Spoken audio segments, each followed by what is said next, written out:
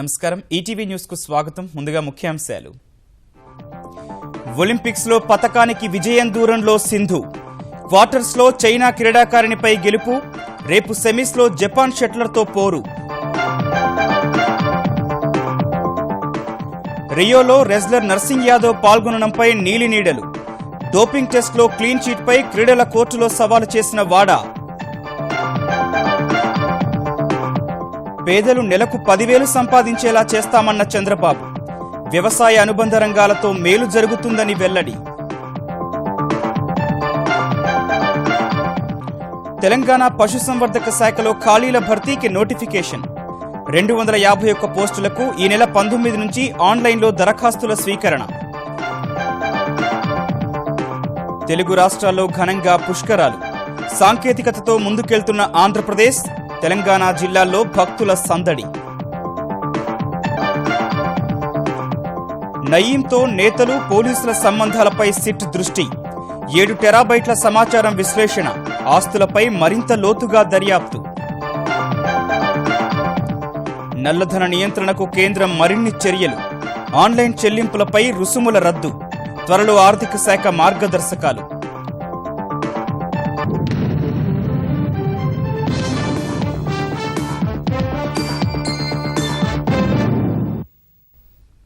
Olympics బ్యాడ్మింటన్లో భారత ఆశలు ఇంకా పదిలంగానే ఉన్నాయి. భారత ఆశాకిరణం పీవీ సింధు మహిళల సింగిల్స్ సెమీస్కు దూసుకువెళ్లింది. క్వార్టర్ ఫైనల్లో చైనా షట్లర్ వాంగ్పై వరుస గేములతో విజయం సాధించి రేపు సెమీస్లో జపాన్ క్రీడాకారిణి నొజుమితో పోరుకు సిద్ధమైంది. మరోవైపు పురుషుల క్వార్టర్ ఫైనల్ మ్యాచ్లో ఈ సాయంత్రం కిదాంబి శ్రీకాంత్ చైనాకు చెందిన లిండాన్తో తలపన్నున్నాడు. విశ్వ క్రీడల్లో తొలి పథకం కోసం వేచి చూస్తున్న భారతీయులకు పీవీ సింధు ఆశలు రేపుతోంది. బ్యాడ్మింటన్ మహిళల సింగిల్స్ లో సింధు సెమీఫైనల్లోకి చేరింది. ఈ తెల్లవారుజామున రియోలో ఉత్కంఠభరితంగా జరిగిన క్వార్టర్ ఫైనల్ మ్యాచ్ లో చైనా క్రీడాకారిణి ప్రపంచ నెంబర్ 2 ఇహాన్ వాంగ్ ను వరుస గేమ్లతో చిత్తు చేసిన సింధు పథకంపై ఆశలను సజీవంగా ఉంచింది. 54 నిమిషాల పాటు సాగిన మ్యాచ్ లో 22-20, 21-19 తేడాతో హైదరాబాద్ షట్లర్ విజయం సాధించింది.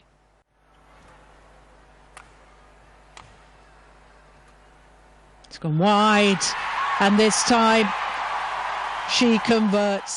మ్యాచ్ ఆరంభంలో వాంగ్ ఆధిపత్యం కనిపించినా నిలకడగా ఆడిన సింధు పాయింట్లను జాగ్రత్తగా సాధించుకుంది. ఒలింపిక్స్ మహిళల బ్యాడ్మింటన్ సెమీస్ కు చేరిన రెండో భారత క్రీడాకారిణి సింధు కావడం విశేషం. 2012 లండన్ ఒలింపిక్స్ లో సైనా నెహ్వాల్ తొలిసారిగా ఆ ఘనత సాధించి కాంస్య పథకం కైవసం చేసుకుంది. అటు గురువారం సాయంత్రం జరిగే సెమీఫైనల్లో జపాన్ షట్లర్ ప్రపంచ నెంబర్ 6 నొజోమి ఒకుహరాతో Sindhu తలపడనుంది.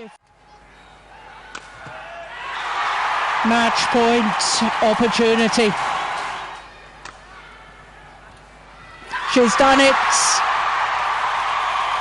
She's beaten the former world number 1. అటు పురుషుల క్వార్టర్ ఫైనల్లో ఈ సాయంత్రం కిదాంబి శ్రీకాంత్ చైనా షట్లర్ ప్రపంచ నెంబర్ 3 లిన్ డాన్ ను ఢీకొననున్నాడు. ఆర్టిస్టిక్స్ జిమ్నాస్టిక్స్ లో తిరుగులేని విజయాలు సాధిస్తున్న అమెరికా నల్లకలువ సిమోన్ బైల్స్ తన ఖాతాలో మరో స్వర్ణం వేసుకుంది. ఫ్లోర్ ఎక్సర్సైజ్ విభాగంలో పసిడి సాధించిన బైల్స్ ఈ ఒలింపిక్స్ లో మొత్తం 4 బంగారు పతకాలు సహా ఓ కాంస్యాన్ని ఎగురేసుకుపోయింది. ఒలింపిక్స్ జిమ్నాస్టిక్స్ లో 4 స్వర్ణాలు సాధించిన తొలి క్రీడాకారిణిగా సిమోన్ బైల్స్ చరిత్ర సృష్టించింది. అటు పురుషుల సూపర్ హెవీ వెయిట్ 105 కేజీల వెయిట్ లిఫ్టింగ్ లో ప్రపంచ రికార్డు బద్దలైంది. ఇరాన్ వెయిట్ లిఫ్టర్ బెహదత్ సలీమీ కొర్దాసైబీ 216 కేజీల బరువు ఎత్తి రికార్డు సృష్టించాడు.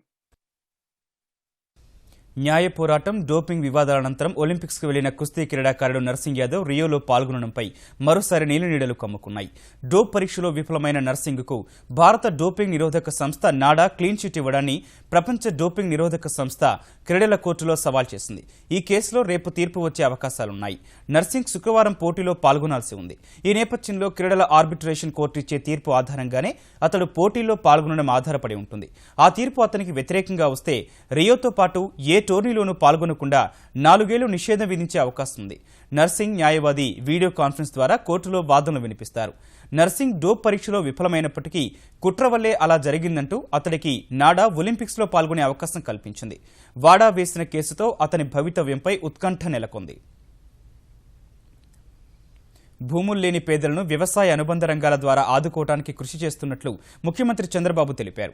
విజయవాడలో పుష్కరాలకు వచ్చే యాత్రికులకు ఎలాంటి వసతులు కల్పిస్తున్నారో పరిశీలించేందుకు రాత్రి ఆయన దుర్గాఘాట్లో ఆకస్మిక తనిఖీలు చేపట్టారు. భక్తులను సమస్యలు అడిగి తెలుసుకున్నారు. అంతకుముందు పవిత్ర సంగమం వద్ద కృష్ణాహారతికి హాజరైన ఆయన పేదలు నెలకు కనీసం 10,000 సంపాదించుకునేలా చేయడమే తమ లక్ష్యమని వెల్లడించారు. రైతుల కంటే ఎక్కువ మంది వ్యవసాయ అనుబంధ రంగాలపైన ఆధారపడుతున్నారు. సైలేజ్ అనే కార్యక్రమం తీసుకుని దానా కోసం 50% సబ్సిడీ ఇచ్చే కార్యక్రమాన్ని ఏర్పాటు చేశాను. మీ ఇంటికే నేరుగా దానా పంపించే పరిస్థితి నేను ఏర్పాటు చేస్తున్నానని చెప్పి కూడా నేను మీకు తెలియజేస్తున్నా. మీ ఇంటికే వచ్చి పాలు తీసుకుంటారు. అదే మరి కొంతమంది గొర్రెల పెంపకం చాలా ఆదాయంగా ఉంది. అదే మరి కోళ్ల పెంపకం మన ఇంట్లోనే చిన్న చిన్న పెట్టుకుంటే అది కూడా ఆదాయం వస్తుంది, పౌష్టికాహారం ఇస్తుంది. ప్రతి ఒక్క పేద కుటుంబానికి నెలకు కనీసం 10,000 రూపాయలు సంపాదించే మార్గం చూపించాలని నేను ఆలోచిస్తున్నా. ఇది సాధించి తీరుతానని చెప్పి కూడా నేను మీకు తెలియజేస్తున్నా. ఆంధ్రప్రదేశ్లోని 3 జిల్లాల్లో పుష్కర శోభ తొణికిసలాడుతోంది. వేకువజాము నుంచే పుష్కర ఘాట్లకు తరలుతున్న ప్రజలు కృష్ణమ్మకు నీరాజనాలు పడుతున్నారు. అధికారులు, మంత్రులు భక్తులకు ఎలాంటి అసౌకర్యం కలగకుండా ఏర్పాట్లను నిరంతరం పర్యవేక్షిస్తున్నారు. విజయవాడలోని పున్నమి, భవానీ ఘాట్కు వేల సంఖ్యలో భక్తులు పుష్కర స్నానం కోసం విచ్చేస్తున్నారు. చేరుకోవడానికి అనువైన ప్రాంతం కావడంతో వృద్ధులు ఎక్కువ సంఖ్యలో వస్తున్నారు. వృద్ధుల కోసం ఒక స్వచ్ఛంద సంస్థ ప్రత్యేకంగా బ్యాటరీ మోటారు వాహనాలను నడుపుతోంది. నేరుగా వీఐపీ ఘాట్కు తీసుకొచ్చి స్నానం చేయించేందుకు మరికొన్ని స్వచ్ఛంద సంస్థలు సహకరిస్తున్నాయి. కృష్ణా జిల్లా నాగాయలంక శ్రీరామపాద క్షేత్రంలో కృష్ణాహారతి కార్యక్రమం ఘనంగా జరిగింది. విజయవాడలోని పద్మావతి ఘాట్ సందర్శించిన మంత్రులు సుజాత, సునీత గంగపూజ చేశారు. పుష్కర ఏర్పాట్లపై ఆరా తీశారు. విజయవాడ పవిత్ర సంగమం వద్ద నిర్వహిస్తున్న హారతి చూసేవారి సంఖ్య రోజురోజుకు పెరుగుతోంది.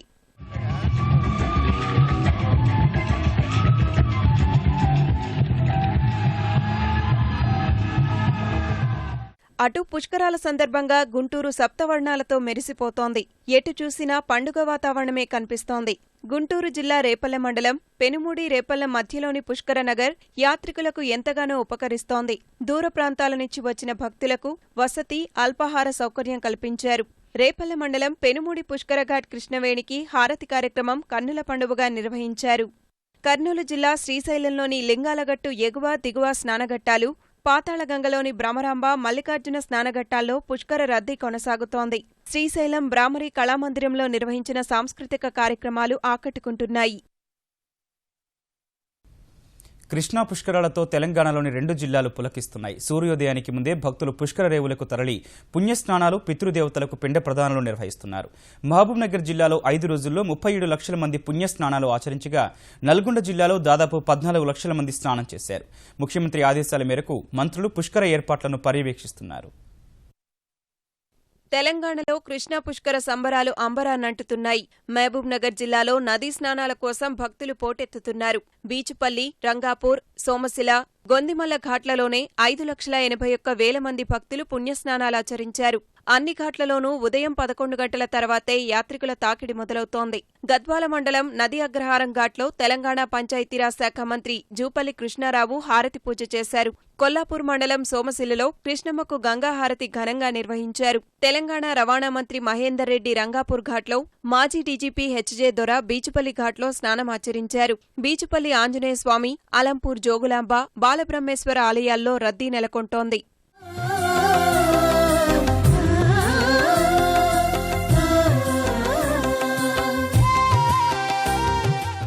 నల్గొండ జిల్లాలోని కృష్ణా పరివాహక ప్రాంతానికి జనప్రవాహం కొనసాగుతోంది. భక్తులు భారీగా పుణ్యస్నానాలు ఆచరిస్తున్నారు. దామరచర్ల మండలం వాడపల్లి పుణ్యక్షేత్రం భక్తజనంతో కిటకిటలాడింది. పుణ్యస్నానాలు ఆచరిస్తున్న ప్రజలు పితృదేవతలకు పిండ ప్రదానాలు చేస్తున్నారు. ముఖ్యమంత్రి ఆదేశాలతో కృష్ణా పుష్కరాలు జరుగుతున్న తీరును మంత్రులు ఇంద్రకరణ్ రెడ్డి, జగదీశ్వర్ రెడ్డి పరిశీలించారు. పానగల్లు పుష్కరఘాట్ను సందర్శించి ఛాయా సోమేశ్వరాలయంలో పూజలు చేశారు. ఏర్పాట్లపై భక్తులను ఆరా తీశారు. వాడపల్లి దివ్యక్షేత్రం ఘాట్లో మంగళవాయిద్యాల నడుమ గంగాహారతి వైభవంగా నిర్వహించారు. పశుసంవర్ధక శాఖలో వెటరనరీ అసిస్టెంట్ సర్జన్ పోస్టుల భర్తీకి Telangana public service commission notification జారీ చేసింది. రాష్ట్ర వ్యాప్తంగా 251 పోస్టుల కోసం ఈ నెల 19 నుంచి సెప్టెంబర్ 7 వరకు దరఖాస్తులను ఆన్లైన్లో స్వీకరిస్తారు. సెప్టెంబర్ 25న రాత పరీక్ష నిర్వహిస్తారు. వెటరనరీ సైన్స్ డిగ్రీ చదివిన వారు ఈ ఉద్యోగాలకు అర్హులని టీఎస్పీఎస్సీ తెలిపింది. అర్హత, నియామక ప్రక్రియ పూర్తి వివరాలను టీఎస్పీఎస్సీ వెబ్సైట్లో చూడవచ్చని పేర్కొంది. వ్యవసాయ అధికారుల పోస్టుల భర్తీకి గతేడాది అక్టోబర్ 18న నిర్వహించిన ఆన్లైన్ పరీక్ష ప్రాథమికకి నేడు విడుదల చేయనున్నట్లు తెలిపింది. కీ విషయంలో అభ్యంతరాలను ఈ నెల 18, 19 తేదీల్లో ఆన్లైన్లో పంపించాలని టీఎస్పీఎస్సీ కార్యదర్శి ప్రకటించారు. స్వచ్ఛ భారత్ కల సాకారానికి త్రిముఖ వ్యూహం అనుసరించాల్సిన అవసరం ఉందని కేంద్ర పట్టణాభివృద్ధి శాఖ మంత్రి వెంకయ్య నాయుడు అన్నారు. స్వచ్ఛ భారత్లో ప్రజా భాగస్వామ్యం అనే అంశంపై ఢిల్లీలో కార్యశాలను ప్రారంభించిన ఆయన పట్టణ ప్రాంతాల్లో చెత్తను వీధుల్లో వేసేవారిపై జరిమానా విధించే ప్రతిపాదనను పరిశీలిస్తున్నట్లు తెలిపారు. ఇదే సమయంలో కశ్మీర్ వ్యవహారంపై కాంగ్రెస్ నేతలు చేస్తున్న వ్యాఖ్యలను తప్పుపట్టిన వెంకయ్య దేశ భద్రతపై అంతా ఒకే వాదన వినిపించాల్సిన అవసరం ఉందని సూచించారు. To find out ways and means to share the experience of the last 2 years of this Swachh Bharat campaign and find out new methods and ways to reach out to the people and influence their mindset. That is the purpose of this workshop. What is required is a three-pronged strategy. One is creating infrastructure. Second is a change of mindset. And the third one is, at the end of the day, the government, after some more time, has to think in terms of imposing penalties also, particularly in urban areas where people do not follow the cleanliness drive, after creating necessary infrastructure. Credit, debit card వినియోగదారులు ఈ కార్డుల లావాదేవీలపై చెల్లించే అదనపు ఛార్జీలను ఇక నుంచి తామే భరిస్తామని కేంద్ర ప్రభుత్వం ప్రకటించింది. నగదు వినియోగాన్ని తగ్గించేందుకు నల్లధన నియంత్రణ చర్యల్లో భాగంగా ఈ నిర్ణయం తీసుకున్నామని కేంద్రం వెల్లడించింది. లావాదేవీల వ్యయాన్ని భరించడానికి తగిన చర్యలను ప్రభుత్వ విభాగాలు తీసుకోవాలని, డెబిట్ కార్డులు, క్రెడిట్ కార్డులు, ఇతర డిజిటల్ మార్గాల ద్వారా ప్రభుత్వానికి చేసే చెల్లింపులకు ఇకపై ఎండీఆర్ భారం ప్రజలకు ఉండదని కేంద్ర ఆర్థిక మంత్రిత్వ శాఖ జారీ చేసిన ప్రకటనలో పేర్కొంది. ఇందుకు సంబంధించి వివరణాత్మక మార్గదర్శకాలు, కార్యాచరణ విధి విధానాలను త్వరలో జారీ చేస్తామని తెలిపింది. కార్డుల ద్వారా చెల్లింపులను ప్రోత్సహించేందుకున్న అవకాశాలపై నీరజ్ గుప్తా నేతృత్వంలో ప్రభుత్వం టాస్క్ ఫోర్స్ ఏర్పాటు చేసింది. కార్డులు, డిజిటల్ మార్గాల ద్వారా చెల్లింపులకు సంబంధించి వివిధ ప్రభుత్వ విభాగాల వద్ద ఎదురయ్యే సమస్యలను ఈ బృందం గుర్తించి నివేదిక సమర్పించింది. డెబిట్, క్రెడిట్ కార్డులు, నెట్ బ్యాంకింగ్ సేవలను ప్రోత్సహించేందుకు కేంద్రం ఈ నిర్ణయం తీసుకుంది. వస్తు సేవల పన్ను జీఎస్టీ సవరణ బిల్లుకు వీలైనంత త్వరగా అసెంబ్లీ ఆమోదం పొందేలా చర్యలు తీసుకోవాలని కేంద్ర ఆర్థిక మంత్రి జైట్లీ తెలుగు రాష్ట్రాల ముఖ్యమంత్రులకు లేఖ రాశారు. ముఖ్యమంత్రి చంద్రబాబు, సీఎం చంద్రశేఖరరావులకు వేర్వేరు లేఖలు రాసిన జైట్లీ జీఎస్టీతో రాష్ట్రాలకు జరిగే నష్టాన్ని కేంద్రం 5 ఏళ్లు భర్తీ చేస్తుందని వివరించారు. ఇటీవలే పార్లమెంటు ఆమోదించిన ఈ చట్టాన్ని రాష్ట్రపతికి పంపే ముందు దేశంలోని సగం రాష్ట్రాలు ఆమోదించాల్సి ఉందని జైట్లీ ముఖ్యమంత్రులకు వివరించారు. ఆ తర్వాతే రాష్ట్రపతి ఆమోదం లభించి జీఎస్టీ 2016 చట్టంగా మారుతుందని వివరించారు. 2017 ఏప్రిల్ 1 నుంచి జీఎస్టీ అమలు చేయాలని లక్ష్యంగా పెట్టుకున్నట్లు పేర్కొన్న జైట్లీ ఆలోపు ఐటీ సౌకర్యాలు, పరిపాలనా విధానాన్ని రూపొందించుకోవాల్సి ఉంటుందని చెప్పారు. ఈ నేపథ్యంలో అవసరమైతే ప్రత్యేక శాసనసభ సమావేశాలు నిర్వహించైనా సరే జీఎస్టీ రాజ్యాంగ సవరణ బిల్లుకు ఆమోదం తెలిపేలా చూడాలని జైట్లీ విజ్ఞప్తి చేశారు. కశ్మీర్లో ఈ తెల్లవారుజామున తీవ్రవాదులు జరిపిన దాడిలో 2 సైనికులు, 1 పోలీసు ప్రాణాలు కోల్పోయారు. ఉదయం 2:30 ప్రాంతంలో బారాముల్లా జిల్లాలో సైనిక వాహన శ్రేణి లక్ష్యంగా తీవ్రవాదులు దాడి చేశారు. ఈ ఘటనలో 2 సైనికులు మృతి చెందగా 2 గాయపడ్డారు. అదే సమయంలో అక్కడికి వచ్చిన పోలీసు వాహనంపైన ముష్కరులు కాల్పులు జరపగా 1 పోలీసు ప్రాణాలు కోల్పోయాడు. మరొకరికి గాయాలయ్యాయి. దాడి అనంతరం పరారైన ముష్కరుల కోసం భద్రతా బలగాలు భారీ ఎత్తున గాలింపు చర్యలు చేపట్టాయి.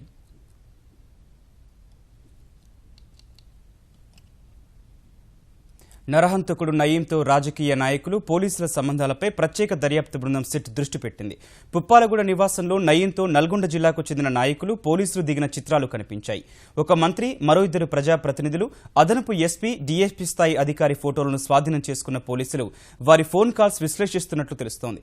అక్రమాలు, దౌర్జన్యాలతో భారీగా ఆర్జించిన నగదు, ఆభరణాలను నయీం ఎక్కడ దాచాడో తెలుసుకునేందుకు సిట్ ప్రయత్నిస్తోంది. నయీం నివాసంలో దొరికిన ఫోటోల్లో కొందరు నాయకులు, పోలీసులు ఉండడంతో వారికి గ్యాంగ్స్టర్తో ఎలాంటి సంబంధాలున్నాయనే కోణంలో సిట్ ఆరా తీస్తోంది.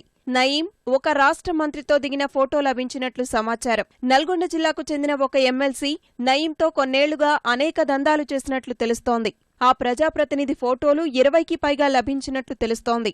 ఆయన బహిరంగంగానే తాను నయీం మనిషినని చెప్పుకొన్నట్లు పలువురు పోలీసులకు చెబుతున్నారు. యువనేతగా పేరొంది ఎమ్మెల్సీగా ఉన్న మరో నాయకుడి ఫోటోలు నయీం ఇంట్లో దొరికినట్లు తెలుస్తోంది. ఆ ప్రజాప్రతినిధి ఎప్పుడంటే అప్పుడు నయీంతో మాట్లాడగలిగేవాడని సమాచారం. నల్గొండ జిల్లాకు చెందిన ఒక అధికార పార్టీ నాయకుడు నయీం పేరు చెప్పి హల్చల్ చేసినట్లు ప్రచారం సాగుతోంది. నయీంను కలవాలనుకునేవారు ముందుగా ఆయన్ను సంప్రదించేవారని తెలుస్తోంది. ఓ మహిళా మాజీ మంత్రి, నయీం భార్య, తల్లితో కలిసి దిగిన ఫోటో కూడా సోదాల్లో స్వాధీనం చేసుకున్నట్లు సమాచారం. నయీంకు పోలీసులతో ఏ స్థాయిలో సంబంధాలున్నాయనే విషయంపైన లోతుగా దర్యాప్తు జరుపుతున్నారు. గతంలో హైదరాబాద్ టాస్క్ ఫోర్స్లో పనిచేసిన ఒక అదనపు ఎస్పీ నయీంతో ఓ కాటేజీలో ఉన్న చిత్రం సిట్కు చిక్కింది. ఓ మంత్రి కార్యాలయంలో పనిచేస్తున్న డీఎస్పీ చిత్రం లభించింది. గతంలో ఆయన నయీంతో సెటిల్మెంట్లు చేయించినట్లు ఆరోపణలున్నాయి. విశాఖలో నయీం ఇచ్చిన విందుకు కొందరు సీఐలు హాజరైనట్లు తెలుస్తోంది. నయీం ఇంట్లో దొరికిన సీడీలు, పెన్ డ్రైవ్లోని 7 టెరాబైట్ల సమాచారాన్ని విశ్లేషిస్తున్నట్లు సమాచారం. నగదు, నగలను నయీం ఖచ్చితంగా ఎక్కడో దాచిపెట్టాడని భావిస్తున్న సిట్ బృందం ఆ డంపు గుర్తించేందుకు ప్రయత్నిస్తోంది. ఇప్పటివరకు 1000 కోట్లకు పైగా అతని ఆస్తులను గుర్తించారు. పుప్పాలగూడ నివాసంలో 2,08,00,000, 2 కిలోల బంగారం లభించింది. నయీం, అతని కుటుంబ సభ్యుల పేరిట 250కి పైగా బ్యాంకు ఖాతాలు ఉన్నట్లు గుర్తించారు. కానీ నయీం సెటిల్మెంట్లతో పోలిస్తే ఆస్తుల విలువ ఇంకా ఎక్కువగా ఉంది. కాబట్టి నగదు, నగల రూపంలో ఎక్కడో దాచి ఉంటాడని భావిస్తున్నారు. మావోయిస్టుల తరహాలో డంపుగా దాచిపెట్టొచ్చని భావిస్తున్నారు. డంపు ఉన్నట్లయితే సీడీలు, పెన్ డ్రైవ్లు, హార్డ్ డిస్క్లలో సమాచారం లభించవచ్చని అంచనా వేస్తున్నారు. వర్షాభావం వల్ల ఆంధ్రప్రదేశ్లో పంటలు ఎండకుండా చూడాలని ముఖ్యమంత్రి చంద్రబాబు అధికారులను ఆదేశించారు. రాయలసీమతో పాటు ప్రకాశం, గుంటూరు జిల్లాల్లో రైతుల కోరిక మేరకు రెయిన్ గన్స్ అందుబాటులో ఉంచాలని విజయవాడలో నిర్వహించిన సమీక్షా సమావేశంలో సూచించారు. ఇప్పటికే ఆంధ్రప్రదేశ్లో 11,000 రెయిన్ గన్స్ అందుబాటులో ఉన్నాయని, ప్రకాశం, గుంటూరు, అనంతపురం, చిత్తూరు, నెల్లూరు జిల్లాలకు వాటిని పంపించామని అధికారులు ముఖ్యమంత్రికి వివరించారు.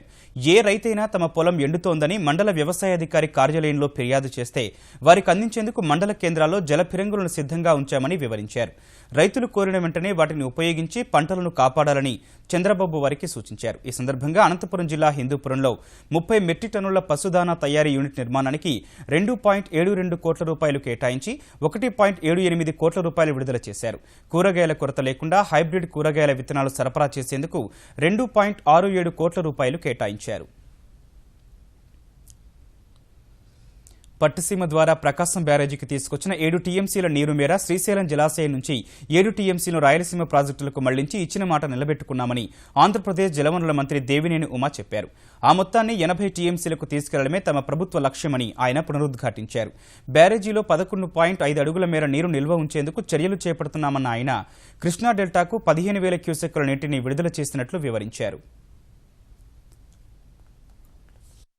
ఇవాళ ఏదైతే గోదావరి జలాల్ని కృష్ణా డెల్టా ప్రకాశం బ్యారేజీకి ఇచ్చామో ఆ మేరకు ఆ నీళ్లు రాయలసీమకి ఇస్తామని చెప్పాం. ఆ మాట మేరకు ఇవాళ కర్నూలుకి, అనంతపురానికి, మరి కడపకి నీళ్లు ఇవ్వటం వల్ల బ్రహ్మాండంగా రైతాంగం పుష్కర స్నానాలతో పాటు తాగునీరు, సాగునీరు తీసుకెళ్లే అవకాశం వచ్చింది. తెలంగాణ సచివాలయంలోని 41 మంది సెక్షన్ అధికారులను ఏకపక్షంగా ఆంధ్రప్రదేశ్కు బదిలీ చేయడం తగదని ఏపీ సచివాలయ ఉద్యోగుల సంఘం అధ్యక్షుడు మురళీకృష్ణ వ్యాఖ్యానించారు. పరస్పర అంగీకారంతో సెక్షన్ అధికారులు విధులు నిర్వర్తిస్తున్నారన్న ఆయన ఈ నెలాఖరులో సమస్య సామరస్యంగా పరిష్కారమయ్యే అవకాశం ఉందన్నారు. అయినప్పటికీ కొంతమంది తెలంగాణ ఉన్నతాధికారులు అత్యుత్సాహంతో నిబంధనలు ఉల్లంఘించారని ఆయన ఆందోళన వ్యక్తం చేశారు. ఇప్పుడు టెంటేటివ్ లిస్టు వేయడం జరిగింది. దాంట్లో కొన్ని అబ్జెక్షన్స్ కాల్ఫర్ చేశారు. ఆ అబ్జెక్షన్స్ రాబోయే 10-15 రోజుల్లో ఫైనల్ అయ్యి ఏ ప్రాంతానికి సంబంధించిన వాళ్ళు ఆ ప్రాంతానికి వెళ్ళే అవకాశం ఉంది. ఈ కార్యక్రమం జరుగుతున్న నేపథ్యంలో సడన్గా గత లాస్ట్ వర్కింగ్ డే రోజు 41 మంది ఎస్ఓల్ని రిలీవ్ చేసి ఆంధ్ర ప్రాంతానికి పంపించడం చాలా అన్యాయంగా వాళ్ళు తీసుకున్న నిర్ణయం. తెలంగాణ రాష్ట్రం ఏర్పడి 2.5 ఏళ్లు అవుతున్నా ఉద్యోగుల విభజన పూర్తి కాలేదని తెలంగాణ గెస్టెడ్ ఉద్యోగుల సంఘం గౌరవ అధ్యక్షుడు శ్రీనివాస్ గౌడ్ ఆవేదన వ్యక్తం చేశారు. ఇరు రాష్ట్రాల మధ్య మనస్పర్ధలు లేకుండా ఉద్యోగుల విభజన చేయడంలో కమలనాథన్ కమిటీ విఫలమైందన్నారు. సమస్య పరిష్కరించాలని తెలంగాణ సీఎస్ పునర్విభజన కమిటీ కార్యదర్శి రామకృష్ణారావుకు విన్నవించిన ఆయన ఉద్యోగుల విభజనలో కమలనాథన్ కమిటీ ఇష్టానుసారంగా వ్యవహరిస్తోందన్నారు.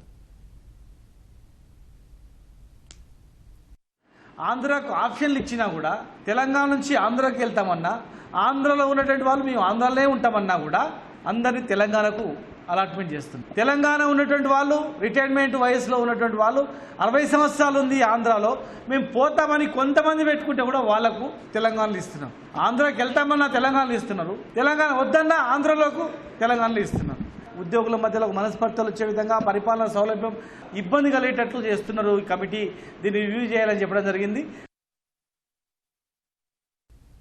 ట్యాపింగ్కు ఆస్కారం లేని సమాచార వ్యవస్థ ఏర్పాటు చేసే దిశలో చైనా కీలక అడుగు వేసింది. ప్రపంచంలోనే మొట్టమొదటి క్వాంటమ్ ఉపగ్రహాన్ని విజయవంతంగా ప్రయోగించింది. గన్సు రాష్ట్రంలోని జీ-కౌన్ అంతరిక్ష కేంద్రం నుంచి దూసుకెళ్లిన లాంగ్ మార్చ్ 2D రాకెట్ మెసియస్ పేరిట రూపొందించిన క్వాంటమ్ ఉపగ్రహాన్ని కక్షకు చేర్చింది. 500 కిలోమీటర్ల ఎత్తులో ఉన్న ఈ కక్షలో తిరుగుతున్న 600 కేజీల బరువైన మెసియస్ 90 నిమిషాలకోసారి భూమిని చుట్టేస్తోంది. కొత్త వ్యవస్థ ద్వారా 2 వ్యక్తులు ఇచ్చిపుచ్చుకుంటున్న సమాచారాన్ని 3వ వ్యక్తి అక్రమంగా రాబట్టడం సాధ్యం కాదు. ఎవరైనా ట్యాపింగ్కు ప్రయత్నిస్తే ఆ విషయం 2 వినియోగదారులకు తెలిసిపోవడం సహా తస్కరించదలిచిన సమాచారాన్ని నాశనం చేసే కొత్త వ్యవస్థను రూపొందించారు. ఈ ఏడాది చివరిలో బీజింగ్, షాంఘై మధ్య ప్రపంచంలోనే మొట్టమొదటి క్వాంటమ్ సమాచార నెట్వర్క్ను అందుబాటులోకి తీసుకొచ్చేందుకు చైనా ప్రయత్నిస్తోంది. మహారాష్ట్ర గవర్నర్ అధికారిక నివాసమైన రాజ్భవన్లో బ్రిటిష్ కాలం నాటి సొరంగం గుర్తించారు. ఈ విషయాన్ని పాతతరం సిబ్బంది మహారాష్ట్ర గవర్నర్ సిహెచ్ విద్యాసాగరరావు దృష్టికి తేగా ఆయన ఆదేశాలతో ఈ నెల 12న ప్రజాపనుల శాఖ సిబ్బంది ప్రవేశ మార్గాన్ని తెరిచారు. లోపల పగడ్బందీగా 13 గదులతో నిర్మించిన సైనికుల ఆవాసం, పొడవాటి మార్గానికి ఇరువైపులా గదులు ఉన్నాయి. బయటకు వెళ్లడానికి పడమర వైపున 20 అడుగుల ఎత్తైన గేటు ఉంది. మొత్తం 5000 చదరపు అడుగుల విస్తీర్ణంలో సొరంగం ఉందని గుర్తించారు. మల్బార్ హిల్లో గవర్నమెంట్ హౌస్ గా పిలిచే ఈ భవనాన్ని బ్రిటిష్ గవర్నర్లకు వేసవి విడిదిగా ఉండేది. సొరంగ నిర్మాణాన్ని గవర్నర్, మహారాష్ట్ర ముఖ్యమంత్రి పరిశీలించారు.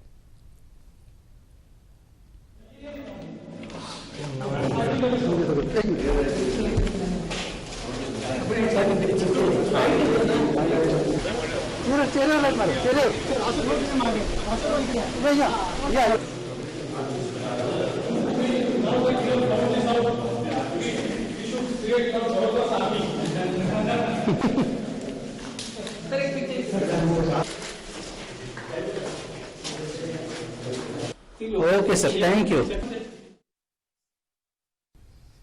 భారత క్రికెట్ నియంత్రణ మండలిలో సంస్కరణలపై ఆర్ఎం లోధా కమిటీ సిఫార్సులు తప్పక అమలు చేయాలని జూలై 18న సుప్రీంకోర్టు ఇచ్చిన తీర్పును పునః సమీక్షించాలని బీసీసీఐ పిటిషన్ వేసింది.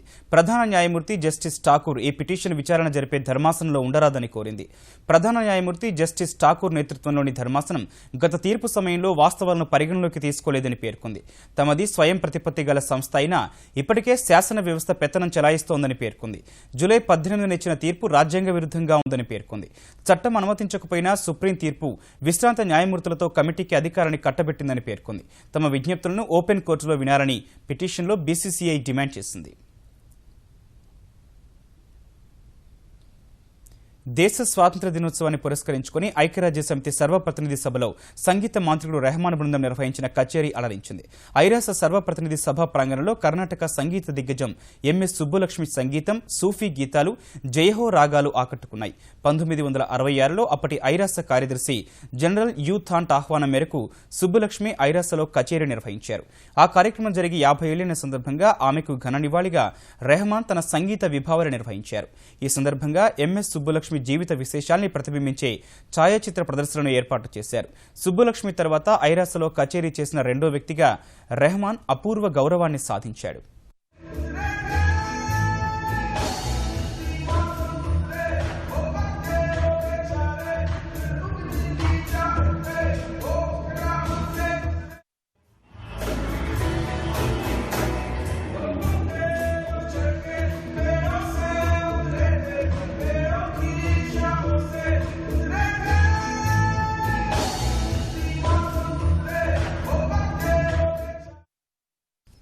ఈటీవీ న్యూస్ సమాప్తం. నమస్కారం.